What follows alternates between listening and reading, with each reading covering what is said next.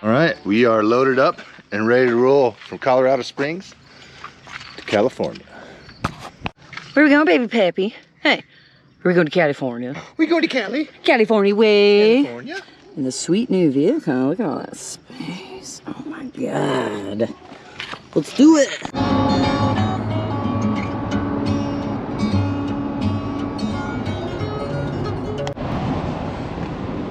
All right, we drove about 1,000 miles yesterday from Colorado Springs. We made it to Central Nevada.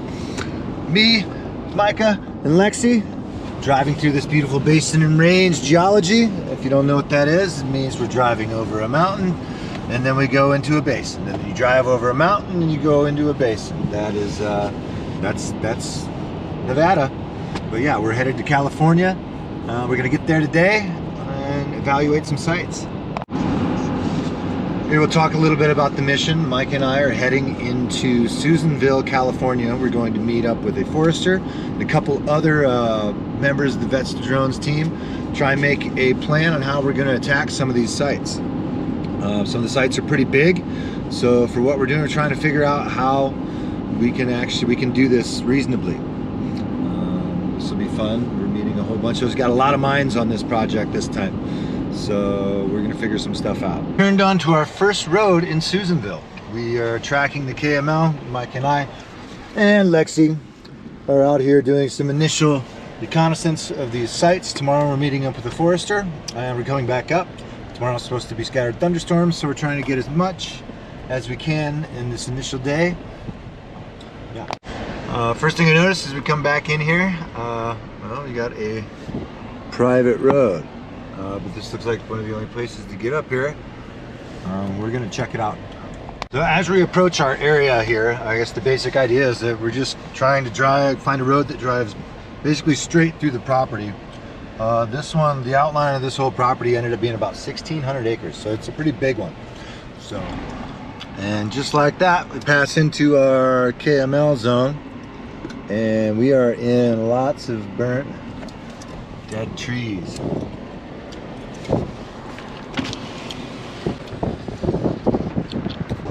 We are headed back into our first site for the day. We've got this truck ahead of us. That's Forester Mike. He's gonna be a part of the crew today. I got Micah driving, and we left Lexi at home because we don't know how hot it's gonna get today. But we're gonna pop up here and we're gonna check these sites out. Mike has been actively involved in the planning and reforestation efforts that have gone on. All right, we've made it up here with our man Forester Mike. We're out here in the sheep fire burn, which was salvage logged in 2020 following the fire, and then the following year we replanted it. Right. And here are how old did you say these guys are? These are a year old right now. Year old. And so yeah, as I see, this landscape is just littered with these little guys. And you got another one over here. I'm taking 17-foot spacing. Okay. And so the planters, you know, they'll put one down and then walk. Yeah.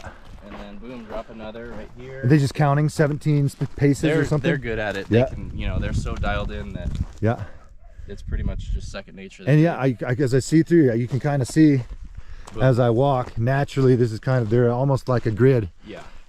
All right, cool. And then as they grow up, you know, once they get to a certain age, we'll come through and kind of thin them out to keep the spacing where we want it. And there's going to be natural stuff poking in between too. I mean, it's obviously a lot newer. You can see here we have some actual natural regrowth according to Forester Mike. And then the bigger ones are the ones that we planted right there. Gotcha, okay. These bigger guys. So the teeny, oops, shadow right here. Yeah, I think that, but it was so cute. Right. Mike just brought up an excellent point for the future of the program. Mike could say that these weeds right here a week ago were not here. This is like peak growing season because we've had an extended, you know, wet season and longer winter. A lot more water on the ground than usual. So stuff right now, usually this would be dead and dried up, but it's been, you know, so wet that all these weeds are growing back, and obviously kind of difficult to distinguish between the pine seedling and then the weeds, which we do not want here. Yeah, what I'm thinking for future sort of flight stuff, we can kind of, I mean, it's needs to be considered sort of like the timing we're doing on this stuff, because we can make a much better better map of all this stuff if we don't have all this other vegetation sort of mucking things.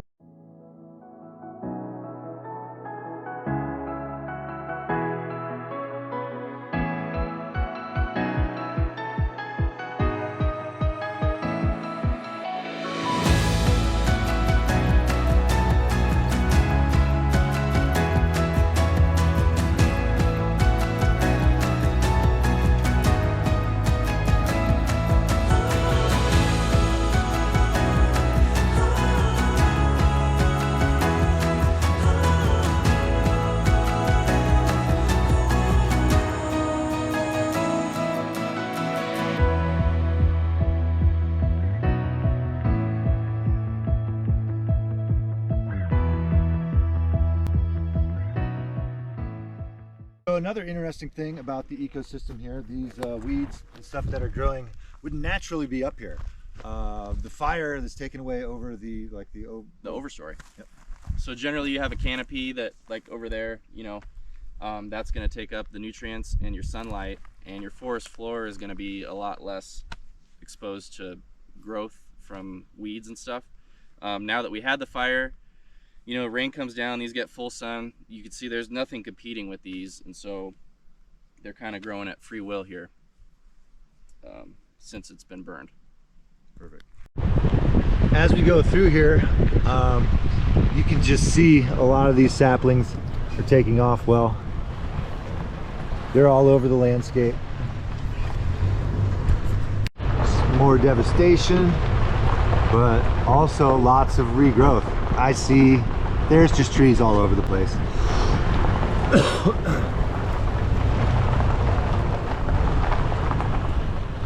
So it looks like even for the smallest of maps, a lot of these places, terrain follow is going to be essential. We got a lot of variation here, and then our trees are anywhere between 50 and 100 foot tall.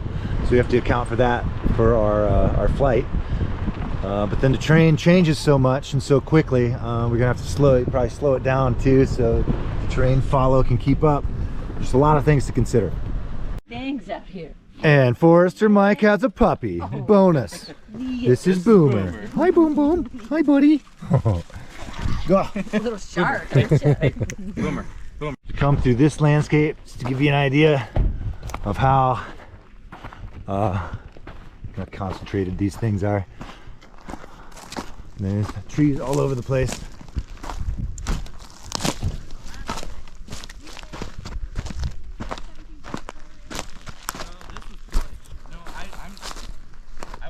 As we get to talking with our friend Mike here a little more, I realized I didn't give him a proper introduction. So without further ado, I'm going to let Mike take it away. All right, so my name is Mike Milkey. I am a staff forester for WM Beatty & Associates, a private timberland management company. And so we're out here after the fire has come through, it's been replanted. We've got trees in the ground. You can see we've got stumps on the ground too of where the trees used to be after they were killed by the fire. And this is an example of what this whole area used to look like right after the burn. So this is not our property. We're right on a property boundary, and there's a bunch of black trees with nothing growing but weeds underneath them. Versus here you have stumps and trees coming in. So we're going to do a panorama here, because there's going to be a nice contrast between did nothing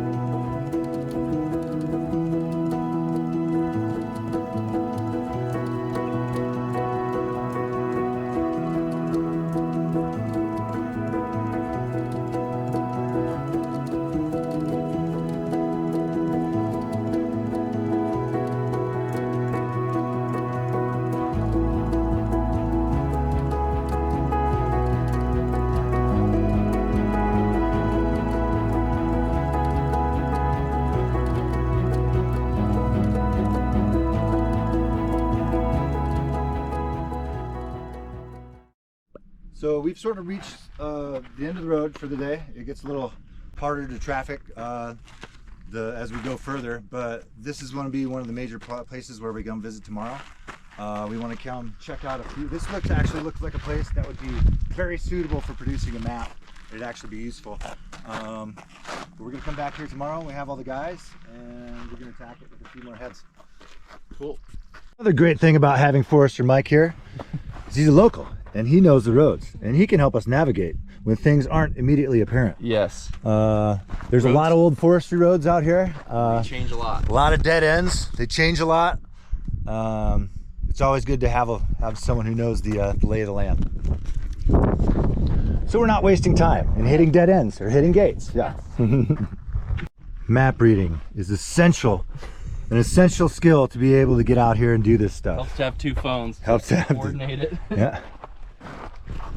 Nothing is easy. Nothing. So while I was flying, Micah got some valuable information from Forester Mike about this area and access. Micah? So this isn't public land. Technically, it is private land owned by this company. I couldn't tell you the name off the top of my head right now. But they do allow anybody to come up here, basically do whatever you want, hunt, anything like that. Just don't drive off road. They're going to be really mad. They have to spend a lot of money fixing everything. And don't come up here in wintertime. There you have it. We're good to be up here. All right, we're driving into our area. Yeah.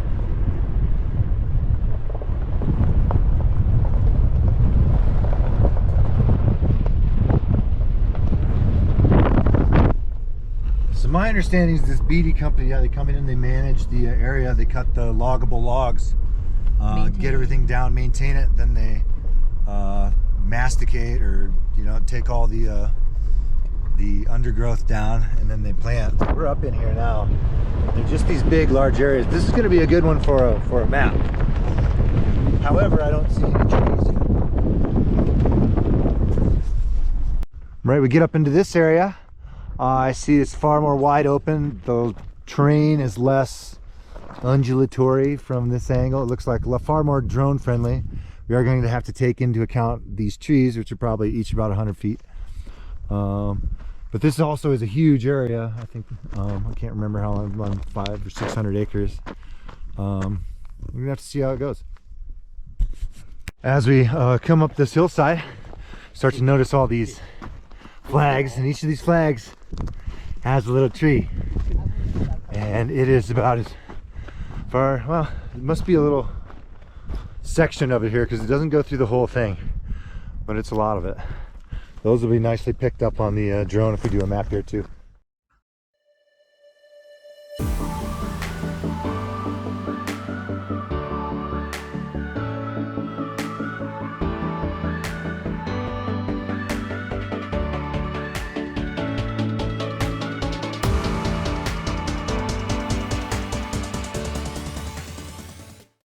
Just learned a cool thing from Mike over here, that these are the trees that we were looking for up here. Now these are the same trees we found down at the lower elevation, planted around the same time, same species, but they're a lot smaller.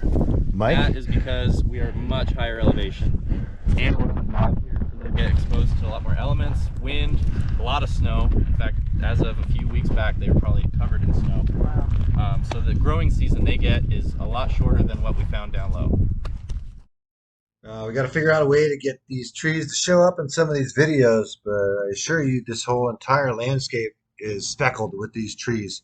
Almost, they're very regularly spaced. Someone was very deliberately placing them. Further near the origin of the sheep fire, which started down in this drainage, and it started on the Forest Service, which was brushy, and it just blew up and then got on us and then kind of took out our timberland here. So if we kind of look over on this hillside over here, I don't know how well this is going to pick this up, but that is a plantation with about 10 years of growth, did you say? I'd say 10 to 15 years old, and it's a previous fire that was burned. Same exact thing we're doing here, and as you can see, it's green as can be, and there's new trees everywhere. So that would be safe to say we can expect that hillside over there to somewhat... This will look like that in 10 to 15 years. Awesome. We get lots of high quality launch pads in terrain like this. So I'm going to get up and do a bunch of panos, but I think this landscape is definitely a good candidate for a map tomorrow. Updated.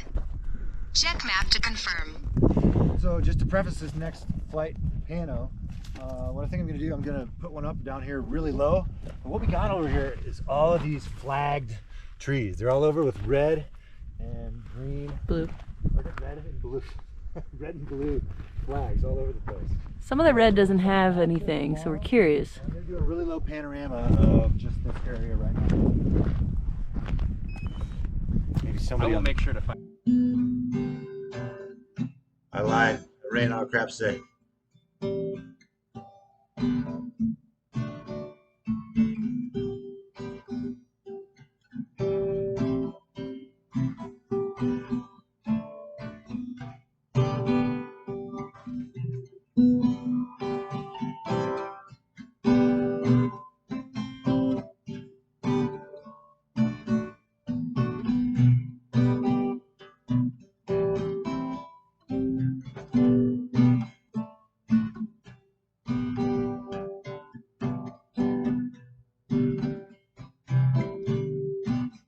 It's really hard. I thought I might talk while I did this, but it's really hard to talk and play guitar. So I'm going to stop now.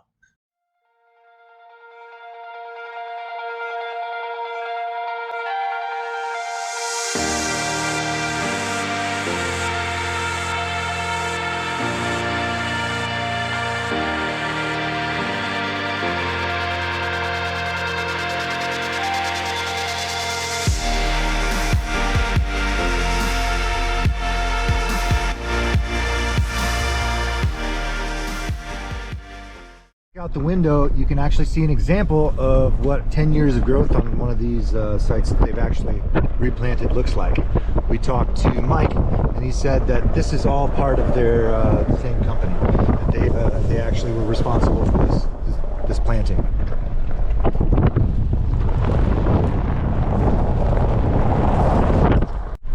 So you can see up on this side of the road, this has had no planting done. Nothing has been done to be managed up here. You can see all the dense undergrowth. Oh, dang it. Well, we're over here, we're out of where I was earlier. So you see this has more undergrowth as well. But on that other side where there is all the plantation, there's almost nothing coming up. And the reason for that is that these trees are taking some of the nutrients from all this dense undergrowth and is preventing them from taking hold and becoming a fire hazard.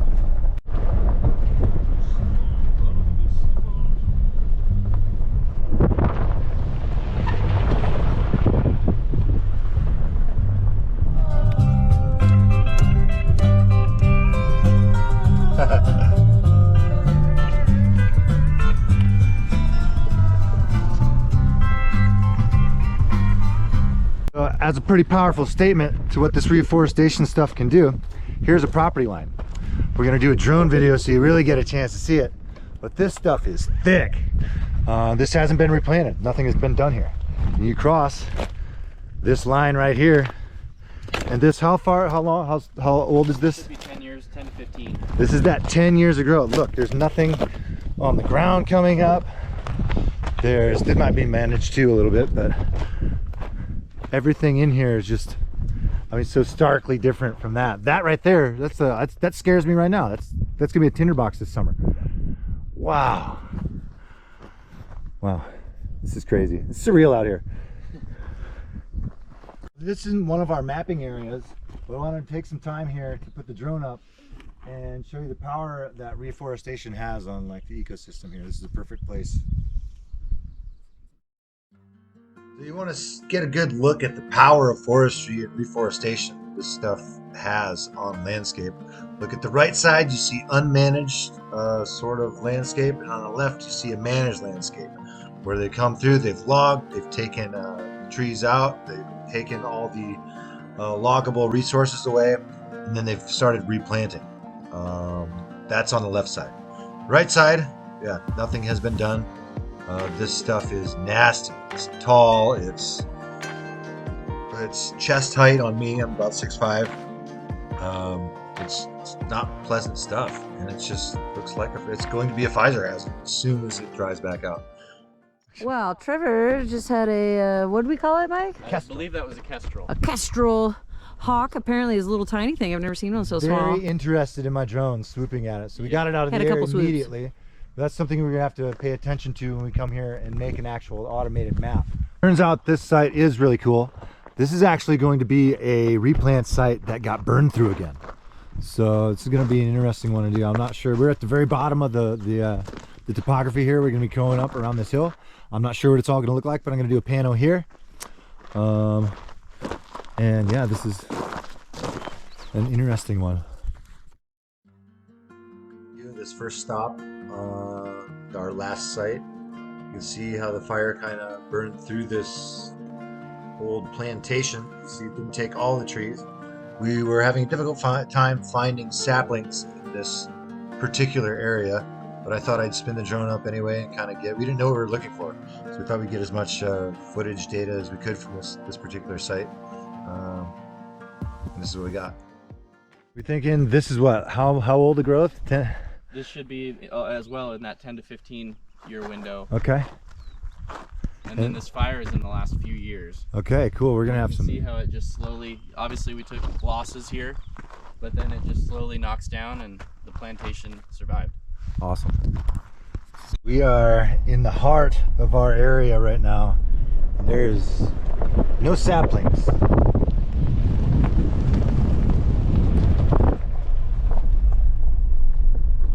All right, we've pulled off in an area that I think is going to be good to make a map.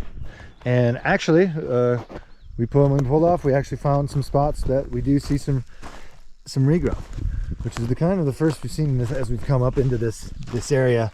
So it's not entirely sure how accurate the KML is, what we're working with, but I think that's part of what we're trying to work out here, right guys? So yeah, but there are definitely trees here. My idea is to make sort of a lower map of some of this area, just so I don't have to come back here again tomorrow. This is the farthest one back. We actually have a place where we know there has been some planting done. So we're gonna get a map done here and call it a day.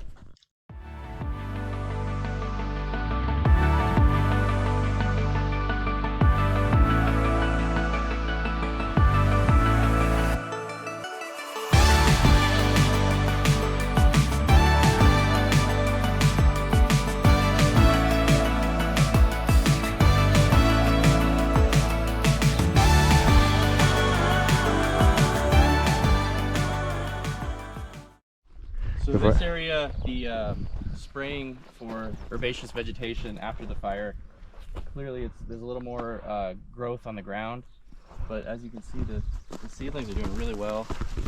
This is all the new growth, just putting it on, and even with the weeds, they're still going.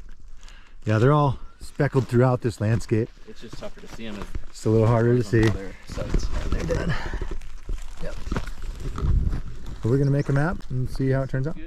So with the uncertainty that we have in this area, just kind of regarding where the trees are planted or not, and how big it is, I'm gonna cut my map.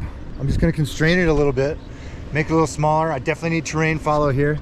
As you can see, this is crazy terrain. But I can come here and I can fly pretty low and do a pretty small map, and I'm fairly certain you're gonna be able to pick some of this stuff up. And maybe this area is intended to be as big as it was, because like I said, at the beginning of the KML, we weren't seeing anything for trees. Anyways, it's happening. So I'm going to put Forester Mike behind the FPV, and I'm going to be watching it on my screen here, and I'm going to give him a little ride through this territory.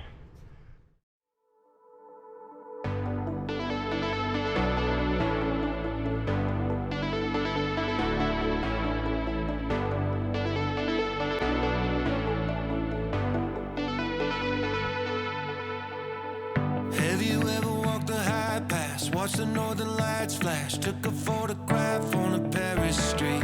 Have you ever climbed a tall tree, asked someone for mercy, gave something away that wasn't free? I don't wanna get a vision of you stuck in my head, because I know that you were meant to be wilder.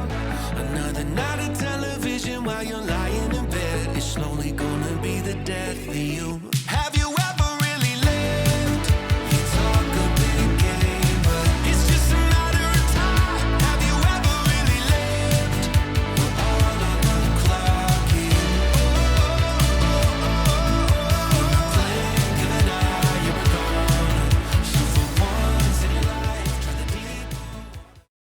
Forester Mike. What'd you think of that? I was just saying, I've done some really cool stuff at work, but that's easily top 5 coolest things. That was awesome. Highly recommend it. And now we're leaving the area. We appear to have something coming in. There's definitely rain rolling in. It's going to hit us. I've looked at the radar. We're not doing a flight in this stuff, so we're going to come out again tomorrow. No big deal. We're getting a few saplings before we leave out here, but they're definitely not as prevalent on this part of the hill as they were down there. We're not seeing them as densely packed as we were at some of the other sites. And this, I don't know, this one's pretty tiny. That might be natural. Oh yeah. But you do get this idea, some of these sites, like when you do see them, they are almost gridded out, evenly spaced. Yeah. So there's some rhyme to this reason. Well, all in all, a successful day in the field. We got a lot of our minor tasks accomplished, drone related and footage related. Didn't get any maps today. I'm going to discuss with the guys what the best way to attack this is going to be. But yeah, all in all, successful mission. Good news is, as we exfil this place, I do see some more trees. I don't know if you can see that. We got called off today. Pitter patter, little raindrops. Damn it. We had some rain down here since we were last here. Smell it. The ground is wet.